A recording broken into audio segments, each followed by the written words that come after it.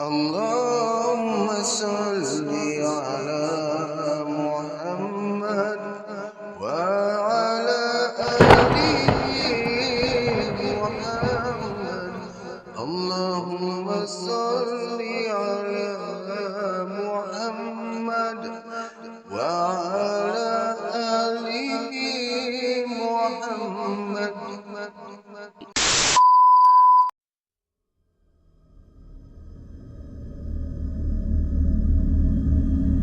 Radio 12 Malam.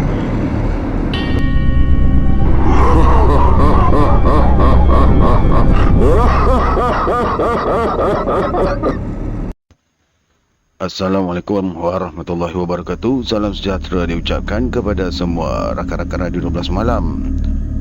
Di sini saya mengambil kesempatan untuk mengucapkan selamat Hari Raya Aidiladha.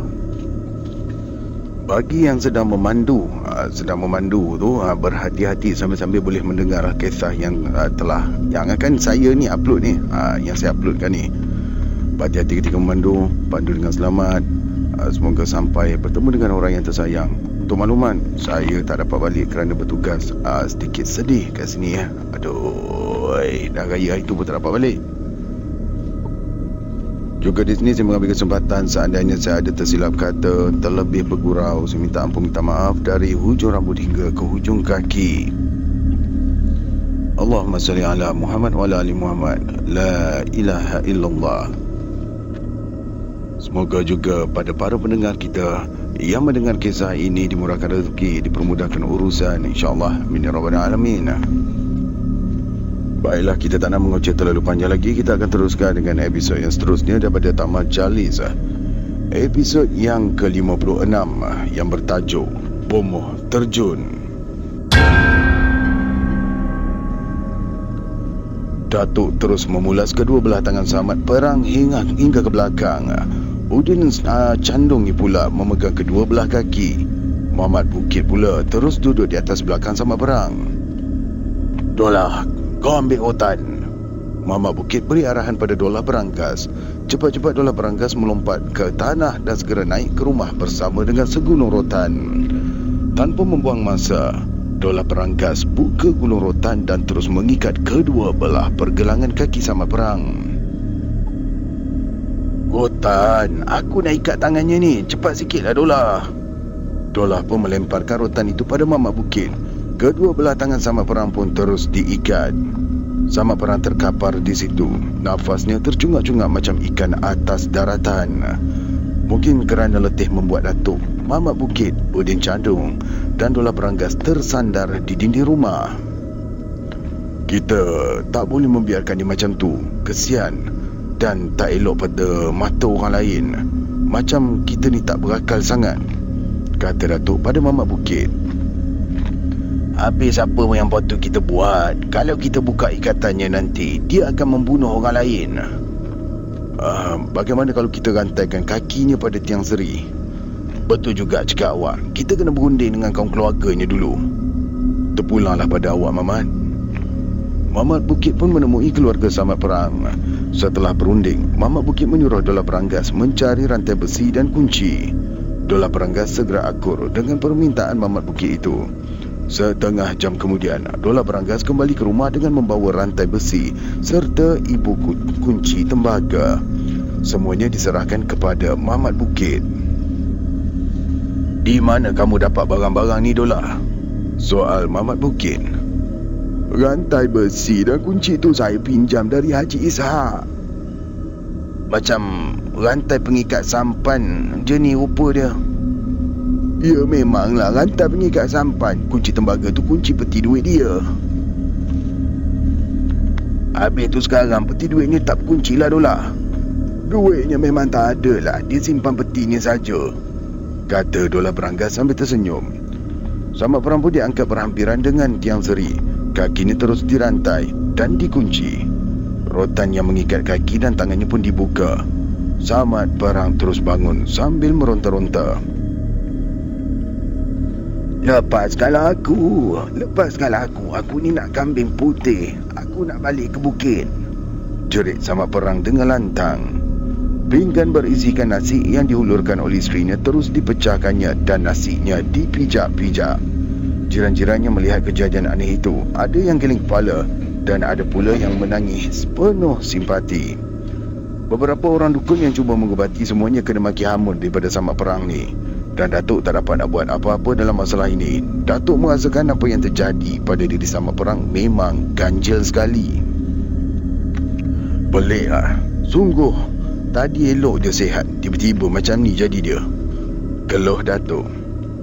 Bukan apa-apa tu, kena sampuk penunggu bukit, celah Mamat Perang.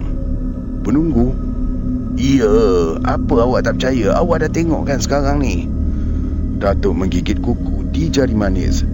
Dia agak enggan mahu mengakui kebenaran kata-kata akhir daripada Mamat Bukit tu. Dan Mamat Bukit bagaikan tahu kesangsian yang bermain dalam diri Datuk. Kau ni tak percaya kepada penunggu? Susahlah aku nak cakap kan. Terus terang aku katakan pada kamu Mamat, ini semuanya kerja setan. Terpulanglah. Tak usah kita bertengkar pasal ni. Apa yang mesti kita fikirkan, bagaimana mahu memulihkan diri Samat Perang ni. Ya. Memang betul cakap kau. Mamat Bukit dan Datuk berbalas senyum. Secara spontan, Mamat Bukit minta Datuk mengubatinya. Tetapi Datuk menolaknya dengan alasan dia tidak mampu. Samat Perang yang dirantai kakinya terus menjerit sambil menumbuk-numbuk dada. Dia berusaha mahu memutuskan rantai besi untuk lari ke hutan. Tiang seri dari kayu cengal terus digegarnya. Kerana kedudukan tiang seri itu teguh dan dipasang dengan baji kayu jenis keras, membuatkan tiang itu tidak bergerak walau sedikit pun. Saya balik dulu ya Mamat, bisik Datuk pada Mamat Bukit. Silakan. Tapi esok macam mana? Saya tak faham nak cakap awak. Mudah je. Pagi esok kami nak ke hutan menghantar kambing jantan putih serta membuat semahan untuk jamuan untuk penunggu. Saya ni tak nak subahat dengan kerja-kerja yang bercanggah dengan ajaran agama Islam ni Mamat. Tak apalah. Awak jangan menyesal kalau penunggu tu kacau awak. Saya serahkan je lah pada Allah yang Maha Besar. Saya dan Datuk pun meninggal rumah Samat Perang yang jaraknya dengan rumah Datuk kira-kira 2 batu lebih. Bersama sinar matahari petang yang kian menurun, terdengar sayup-sayup jeritan Samat Perang. Sampai di rumah Datuk, terus menyelitkan rotan semambunya di gelegar rumah. Bila saya tanya kenapa Datuk tidak membawa masuk ke dalam rumah, Datuk hanya memberi jawapan yang pendek. Macam ni bunyi dia. Menurut petua orang tua-tua, barang-barang yang diambil dari hutan tak baik dibawa terus masuk ke dalam rumah. Apa sebabnya pula tu? Entahlah. Tapi itu kepercayaan. Entah betul entah tidak. Dan hati aku ragu-ragu juga nak bawa masuk ni. Saya puas hati dengan penjelasan yang diberikan. Tidak ada pertanyaan yang mahu saya kemukakan padanya. Dari air mukanya pula saya dapat menduga bahawa Datuk begitu kecewa dengan nasib malang yang menimpa diri Samat Perang. 2 hari kemudian, saya dan Datuk pergi semula ke rumah Samat Perang kembali. Orang pertama yang ditemui oleh Datuk ialah Mamat Bukit. Mereka bersalaman. Permintaan penunggu tu dah kami tunaikan, beritahu Mamat Bukit. Macam mana kamu buat? Kami buat ancak. Semua barang yang dikehendakinya tu kami letakkan kat situ, dekat bawah pokok besar. Kambing jantan putih? Kami sembelih. Separuh dagingnya kami bawa balik, separuh lagi kami tinggalkan bawah pokok. Kerja membazir. Datuk terus merungut. Mamat Bukit ni ketawa kecil dan memberikan keyakinan pada Datuk yang penyakit Samat Perang akan sembuh dalam sedikit masa lagi kerana permintaan penunggu sudah pun dipenuhi. Datuk agak keberatan untuk mempercayai jaminan yang diberikan oleh Mamat Bukit itu. Dengan ditemani oleh Mamat Bukit, Datuk terus menemui isteri Samat Perang. Sudahkah awak berusaha mengubati penyakit suami awak tu? Sudah 2 orang pawang saya panggil, semuanya gagal. Awak tak mahu bawa dia ke rumah sakit ke? Kalau dibawa ke rumah sakit, suami saya ni confirm akan dia hantar ke rumah sakit otak dekat Tanjung Rambutan. Saya nak usaha cari rampung dulu. Ya, kita cuba cara kampung dulu. Datuk memberikan keyakinan pada isteri Samat Perang. Datuk pun meninggalkan isteri Samat Perang di situ. Baru 3 langkah Datuk melangkah meninggalkannya, isteri Samat Perang segera menghampirinya. Malam ni ada bomoh terkenal datang untuk mengubati suami saya. Bomoh dari mana tu? Dari mana saya tak tahu. Anak saudara saya yang uruskan. Bayarannya juga mahal. Berapa? RM500, tak termasuk tambang dan makan minum dia. Saya harap awak datanglah malam ni ya. Baiklah. Malam itu selepas menunaikan sembahyang Isyak, saya dan Datuk terpaksa menapak sejauh 2 batu menuju ke rumah Samat Perang. Ketika kami tiba, beberapa jiran sudah pun berada di anjung rumah. Semuanya duduk bersila. Seorang lelaki berbadan tegap yang dipanggil Maha Guru duduk menghadapi mangkuk perasap yang berisi bara. Dia menaburkan kemenyan atas bara. Seluruh ruang dikuasai bau kemenyan. Satu baldi air satu baldi air tersedia di sebelah kanannya. Lelaki yang dipanggil sebagai Maha Guru itu terus bangun. Dia membuka langkah silat dan menyeru nama beberapa pahlawan Melayu. Di antara nama yang disebutnya termasuklah nama Hang Jebat. Dia terus menampar muka Samat Perang dan kakinya menyepak badan Samat Perang. Kemudian dia mengambil baldi yang berisi air. Badan Samat Perang dijirusnya dengan air. Saya lihat badan Samat Perang menggeletar kesejukan. Lelaki yang digelar sebagai Maha Guru itu meletakkan hujung keris yang berluk 9 atas dahi Samat Perang. Baik, saya mencelah, sekiranya anda telah sampai ke minit ini, jangan lupa untuk tekan butang like sebagai tanda hadiah untuk memberikan saya semangat lagi untuk bercerita untuk video-video yang seterusnya. Jangan lupa untuk share juga kepada kawan-kawan yang lain supaya video kita ni, channel kita ni dapat grow, membina bersama-sama, insyaAllah. Amin. Terima kasih semua. Baik, kita teruskan. Ikut cakap aku, katanya. Saya patuh dengan perintah Maha Guru, jawab Samat Perang. Buka kunci dan rantai besi, suara Maha Guru keras. Rantai besi yang mengikat kaki Samat Perang pun dibuka oleh Mamat Bukit. Maha Guru terus duduk berhadapan dengan Samat Perang yang kelihatannya terlalu lemah dan mengikut apa sahaja perintah yang dikeluarkan oleh Maha Guru.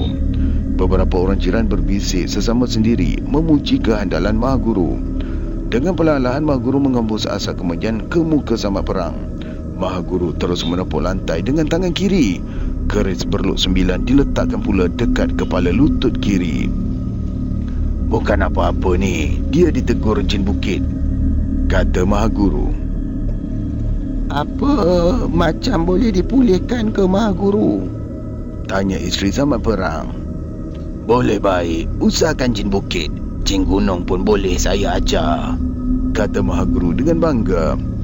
Maha Guru pun menentang biji mata Samat Perang. Tiba-tiba Samat Perang bertempik dan bangun. Tempat perasap kemenyan ditendang hingga hancur, baru bertaburan atas rantai. Keris Maha Guru disambalnya. Muka Maha Guru disepaknya. Semua orang yang berada di situ terkejut dan Maha Guru yang mendakwa dirinya bomoh terkenal menjadi kelam kabut. Tanpa berfikir panjang, dia terus terjun ikut tingkap melarikan diri. Kain sampingnya tersangkut di tingkap. Semua alat-alat perubatannya habis dipijak-pijak oleh Samat Perang. Bila melihat Maha Guru lari ikut tingkap, jiran-jiran yang berada di situ juga lari bertempiaran. Beberapa orang jiran bengkak di dahi akibat berlaga sesama sendiri. Saya dan Datuk juga lari. Keadaan jadi kelam kabut. Masing-masing mahu menyelamatkan diri. Dalam keadaan yang tak menentu itu, Samat Perang terus menjerit dan lari menuju ke hutan di malam yang hitam. Mujola Mamat Bukit cepat bertindak dengan memburu Samat Perang. Mamat Bukit berjaya menangkap Samat Perang dan kedua belah kakinya dirantai kembali. Mungkin kerana keletihan membuatkan Samat Perang tidak melakukan sesuatu yang ganjil setelah kakinya diikat. Dia terus tidur hingga berdengkur.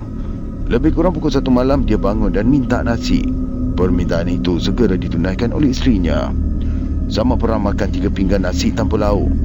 Bila perutnya dah kenyang, dia tidur kembali.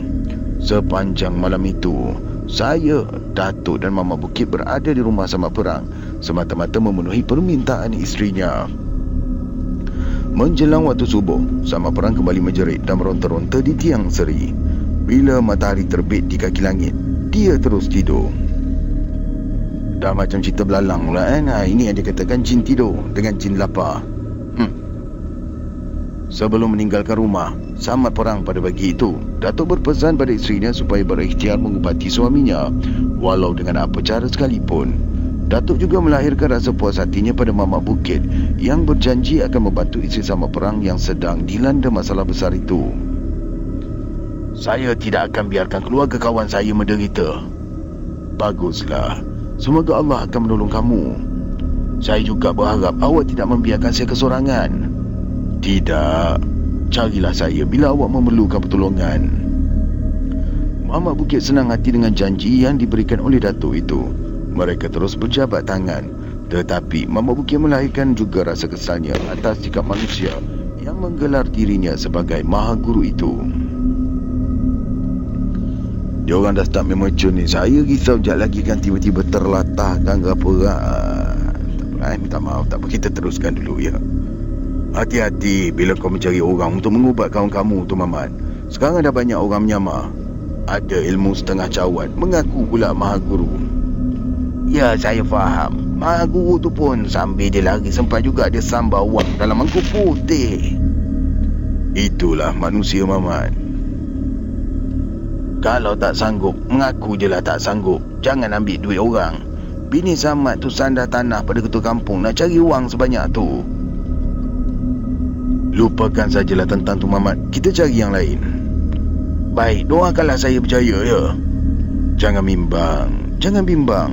Saya tetap bersama dengan awak. Datuk dan saya pun meninggalkan Mamak Bukit di halaman rumah Samak Perang. Baik, di sini sekarang ni adegannya di rumah. Sudah 2 minggu saya dan Datuk tidak mengunjungi rumah Samak Perang. Tetapi Datuk tahu segala kegiatan yang terjadi di rumah tersebut. Dolah Beranggas selalu menemui Datuk dan menceritakan apa yang terjadi.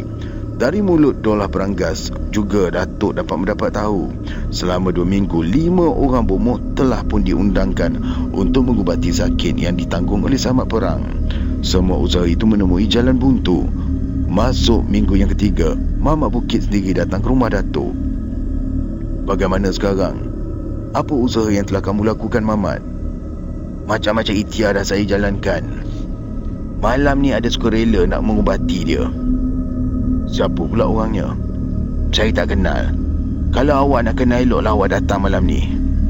Baiklah. Saya datang nanti. Seperti yang dijanjikan, kira-kira pukul 10 malam, saya dan Datuk pun sampai di rumah Samak Perang. Tidak ada apa-apa peralatan yang disediakan di ruang tengah seperti perasak kemenyan, mangkuk putih atau sebagainya yang selalu digunakan oleh bomoh atau dukun bila mengubati orang yang sedang sakit. Mamat Bukit terus memperkenalkan Datuk dengan seorang lelaki. Orangnya kurus, memakai songkok hitam yang sudah kuning tepinya. Air mukanya nampak bersih dan tenang. Datuk terus bersalam dan memperkenalkan diri padanya. Dari mana? Bisik Datuk padanya. Asalnya orang Parit Jawa, Johor. Sekarang ni menetap di Cenderung Balai Teluk Intan. Macam mana yang boleh datang ke sini ni? Saya ni datang ke rumah anak yang jadi guru sekolah kat sini. Dia minta tolong ikhtiarkan mengubah orang sakit ganjil. Apa hubungan keluarga dengan orang sakit? Tidak, anak si sakit ni murid anak saya. Menurutnya budak tu pintar, tapi sejak ayahnya sakit dah lama dia tak datang ke sekolah. Kerja apa? Saya ni bersawah dan jadi imam surau. Walaupun baru bertemu, saya lihat Datuk dan orang tu dah cukup mesra, bagaikan sudah berkenalan bertahun-tahun. Silakanlah Kiai, kata Mamak Bukit. Jangan panggil saya Kiai, ini terlalu tinggi. Panggil saja nama biasa. Nama saya Sajono. Minta maaf Pak. Tak mengapa, awak tak tahu. Sajono bangun dan terus menuju ke tempat Samak Perang. Dia menyuruh Mamak Bukit membukakan rantai besi yang mengikat kaki Samak Perang. Bila rantai dibuka, macam diarah-arah oleh sesuatu, Samak Perang terus duduk bersila di hadapan Sajono. Sajono menentang biji mata Samak Perang. Saya lihat mata Samat Perang tidak berkelip menentang mata Sajono. Makin lama, makin garang sinar mata Samat Perang. Sajono pun begitu juga. Mereka beradu kekuatan dengan mata. Badan Samat Perang menggeletar macam menahan benda berat yang terdampar atas kedua belah bahunya. Sesekali saya terdengar dengan jelas suara Sajono membacakan ayat-ayat Al-Quran dari surah Al-Jin. Tiba-tiba Sajono terus jatuh ke atas lantai. Biji mata Samat Perang yang merah dan kelihatan agak tersembul itu terus merenung muka Sajono. Perlahan-lahan Sajono bangun, tetapi tersungkur kembali. Sajono bangun kembali. Kali ini dia memperkemaskan duduknya. Wajahnya kelihatan tenang dan peluh-peluh halus kelihatan berbintik-bintik di kedua belah pipinya yang berkulit lembut itu. Sajono terus membacakan ayat-ayat dari Al-Quran. Semua orang yang ada di situ dapat mendengarkannya. Sebabnya, ketika Sajono berikhtiar mengubati Samat Perang, suasana di ruang anjung agak sepi. Tidak ada seorang pun yang berani bercakap atau bersuara. Andainya kalau ada sebatang jarum yang jatuh pun akan dapat didengar. Begitulah tenang dan sunyi di ruang anjung. Semua yang hadir tumpurkan seluruh perhatian kepada Sajono. Cara Sajono berusaha berbeza dengan cara-cara yang dilakukan para pawang atau dukun yang datang mengubati Samat Perang dulu. Kebanyakannya melompat ataupun bersilat. Ada pula yang seperti kerasukan syaitan, bercakap tidak tentu arah dan terus tidak sedarkan diri. Memang Sajono ni ada cara yang tersendiri ni, kata hati kecil saya. Dan saya kira orang-orang yang berada di situ juga beranggapan demikian. Suasana yang sepi itu berkocak juga akhirnya. Semua orang yang hadir terkejut besar. Samat Perang yang tadinya kelihatan gagah dan garang beransur lemah dan terus rebah atas lantai, terkapar di situ macam ayam kena sembelih. Sajono terus sujud syukur pada Allah yang memberkati usahanya. Sajono terus merenung wajah-wajah yang ada di situ dengan senyuman. Bersyukurlah tuan-tuan semua pada Allah yang memberkati usaha saya ni, katanya dengan tenang. Mama Bukit segera menghampirinya. Apa sakitnya Pak Sajono? Semua ni kerja syaitan. Syaitan? Ya, syaitan. Awak tahu tak, syaitan pada setiap saat usaha mahu membinasakan anak Adam dalam berbagai bentuk dan cara. Ada kalanya menyerupai manusia. Saya lihat Mama Bukit menarik nafas panjang.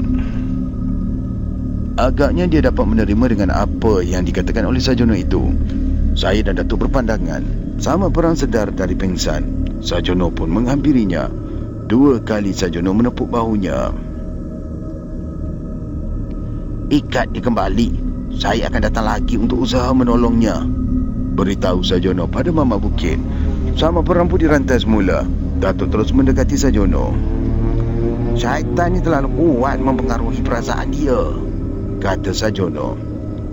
Apa lagi yang mahu tuan lakukan padanya? Malam esok saya datang lagi ya. Saya nak sambung kerja-kerja ni di rumah anak saya. Memang baik cadangan awak. Saya haraplah awak akan bersama saya malam esok. Datuk dan Sajono berpeluk-pelukan. Dengan diiringi oleh anak saudara Samat Perang, Sajono melangkah ke tangga. Dari kaki tangga, Sajono terus duduk di atas lanting basikal. Yang mana tak tahu itu adalah bahagian belakang basikal untuk seorang penumpang. Anak saudara Samat Perang terus kayuh basikal membelah kegelapan malam menuju ke jalan besar.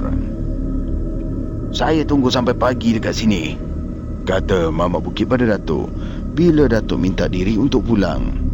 Saya dan Datuk terus menapak menuju ke rumah sejauh 2 batu di malam yang mula dingin. Baik, sekarang adalah sin datang. Mana kehadiran pada malam tu? Malam itu, saya dan Datuk datang lagi sekali ke rumah Samat Perang. Kami terus duduk di anjung. Isteri Samat Perang menghidangkan 2 cawan kopi untuk kami. Jemput minum ya, kopi bujang je, kata isteri Samat Perang. Tak apa, ini pun dah 1000 rahmat dapat kopi, balas Datuk bersama ketawa kecil. Saya merenung permukaan cawan yang berasap nipis. Mama Bukit ke mana? Tanya Datuk pada isteri Samat Perang yang kelihatan cengkung dan agak pucat itu, tetapi masih mampu melayan setiap tetamu yang datang ke rumahnya dengan wajah yang manis. Senyumnya tidak pernah tidak pernah mati dari bermain di bibir. Setiap kata yang diucapkannya membayangkan ketabahan dan keyakinan yang suaminya akan pulih seperti sedia kala. Mamat Bukit belum datang lagi. Tiap-tiap malam dia menjaga suami saya. Katanya malam ni dia datang lewat sikit. Ujar isteri Samad Perang. Payah mau mencari kawan yang setia macam dia. Nampaknya begitulah. Macam mana keadaannya selepas kami balik malam semalam? Ada kurang sikit. Cuma waktu subuh dia menjerit dan meronta-ronta nak lari masuk ke hutan. Bersabarlah. Berkat usaha dan diizinkan oleh Allah, dia akan sembuh. Saya harap macam tu. Percakapan Datuk dengan isteri Samad Perang saya ikuti dengan teliti. Datuk minta izin pada isteri Samad Perang untuk melihat suaminya. Permintaan Datuk itu diperkenankan. Tamar, kau nak ikut aku tak? Tak mahu. Biar saya tunggu dekat sini. Tak mahu pun tak apa, kata Datuk sambil bangun. Datuk pun melangkah. 1, 2, 3. Masuk langkah yang keempat, saya mula terasa seram. Punggung saya terangkat dari lantai. Bulu tengkuk saya meremang dengan sendiri. Tanpa membuang masa, saya terus mengejar Datuk. Dah kenapa, Tamar? Saya seram, Datuk. Seram? Kau ni penakut sangat. Rungut Datuk sambil menjeling tajam pada saya.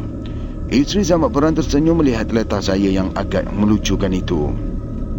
Datuk menghampiri Samad Perang yang terikat di tiang seri. Kedua belah kelopak mata Samad Perang bertaut rapat. Dadanya kelihatan turun naik, menarik dan melepaskan nafas macam orang penat selepas melakukan kerja-kerja yang berat. Jangan bangunkan dia, biar dia tidur, kata Datuk bila melihat isteri Samad Perang mahu mengejutkan suaminya.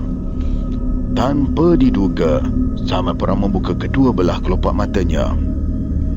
Kawan awak ni, ini cucunya, jelas isterinya. Samad Perang diam. Kedua-dua biji matanya kelihatan merah macam biji saga. Dari atas ke bawah, dari bawah ke atas, dia memandang saya dan Datuk. Samad Perang mendengus sambil memperlihatkan giginya macam harimau jantan berhadapan dengan kucing. Samad Perang terus meronta-ronta mahu menerkam ke arah Datuk dan saya. Kami segera berundur dan menuju ke anjur rumah semula. Datuk nampak kesal. Dia seolah-olah menyesal menghampiri Samad Perang tadi. Saya merenung keluar. Tidak ada sesuatu yang dapat saya lihat. Semuanya gelap belaka. Bunyi cengkerik dan burung hantu jelas kedengaran. Dalam saat yang sama, kedengaran suara Samad Perang ketawa memanjang bersama dengan bunyi rantai besi berlaga dengan lantai dan tiang seri. Suasana begitu sungguh tidak menyenangkan dan menakutkan diri saya. Badan saya menggeletar tak tentu arah. Datuk tetap duduk bersila sambil menundukkan kepalanya merenung lantai. Isteri Samad Perang kelihatan tidak tentu arah. Sekejap datang ke ruang anjung, sekejap berlari ke ruang tengah dan menuju ke dapur. Tak ubah macam kucing yang kehilangan anak. Sabar dan tenang. Datuk mendamaikan hati isteri Samad Perang. Minta pertolongan dan perlindungan daripada Allah. Suara isteri Samad Perang perlahan sekali. Rasa cemas dan takut yang menguasai diri saya dan isteri Samad Perang segera hilang bila Mamat Bukit dan Sajono tiba. Dah lama ke sampai? Tanya Mamat Bukit pada Datuk. Lama jugalah, kira-kira setengah jam lebih. Saya Ini bukan dialog ni, Mat. Ni dialog Sajono. Saya ni terlambat sikit. Memang mengikut putus saya. Masa datang malam, kedua dan ketiga harus dilambatkan sejam. Tidak boleh datang dalam masa yang sama. Malam ni saya datang pukul 11, malam esok pukul 12. Sajono menerangkan sebab-sebab ia datang lewat. Datuk anggukkan kepala dan terus bersalam dengan Sajono dan Mamat Bukit. Sajono dan Mamat Bukit pun duduk. Isteri Samad Perang meletakkan 2 cawan kopi di hadapan mereka. Minta maaf lah ya, saya ni tak boleh minum selagi kerja belum selesai. Malam pertama boleh minum sebelum memulakan kerja.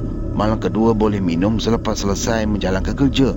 Dan malam ketiga langsung tak boleh minum walaupun kerja dah selesai.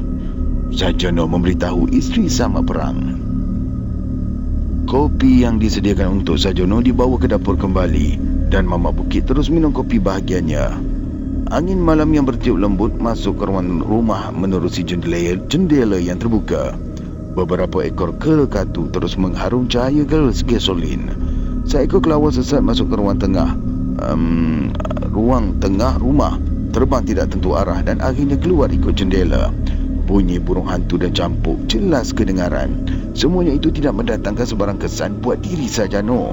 Malah dia marahkan Mama Bukit yang cuba mahu membunuh seekor cicak yang jatuh dari tulang bumbung ke atas lantai. "Jangan bunuh, biarkan dia hidup. Bukankah dia itu makhluk Allah?" katanya. "Cicak ni bawa sial pada kita lah, Kiai," balas Mama Bukit. "Pada Allah tidak ada makhluk yang sial dan bertuah. Cuma manusia saja yang pandai beza-bezakan," jawab Sajono. Tidak ada jiran-jiran lain yang datang ke rumah Sama Perang. Malam sebelumnya, ruang anjung itu penuh dengan para jiran yang jumlahnya lebih daripada 20 orang. Mungkin mereka merasa bosan atau merasakan tidak ada faedah yang berjaga, sedangkan keadaan Sama Perang tidak banyak berubah, menyebabkan mereka tidak mahu datang. "Saya mulakan sekarang, ya," kata Sajono pada Datuk. "Silakan." "Mari ikut saya." Sajono renung muka Datuk, renung muka Mama Bukit dan saya. Tanpa banyak kerena, Datuk, Mama Bukit dan saya terus mengiringi Sajono menuju ke tempat Sama Perang di rantai. Sajono terus menepuk bahu Sama Perang, kemudian duduk bersila berhadapan dengan Sama Perang. "Kamu bukakan rantainya dulu," kata Sajono pada saya. Badan saya mula menggeletar menerima anak kunci dari Mama Bukit. "Cucu saya tu, Pak," kata Datuk dengan wajah yang cemas. "Tak mengapa, biarkan." "Tapi dia tak tahu semuanya ni, Pak. Dia harus belajar." Sajono merenung wajah Datuk sambil menepuk bahu kiri Datuk. Terima kasih kerana mendengar daripada mula sampai habis. Kalau cerita tak majalis ni memang mencabar sikit, setengah jam nak kena bercakap non-stop. InsyaAllah kita akan bertemu lagi dalam episod yang seterusnya, episod yang ke-57 yang bertajuk Sumpah Selendang Merah. Apa pun jangan lupa untuk like, subscribe dan share channel ni supaya dapat grow bersama-sama, insyaAllah. Amin Rabbal Alamin. Terima kasih lagi sekali. Assalamualaikum warahmatullahi wabarakatuh dan selamat Hari Raya Aidil Adha.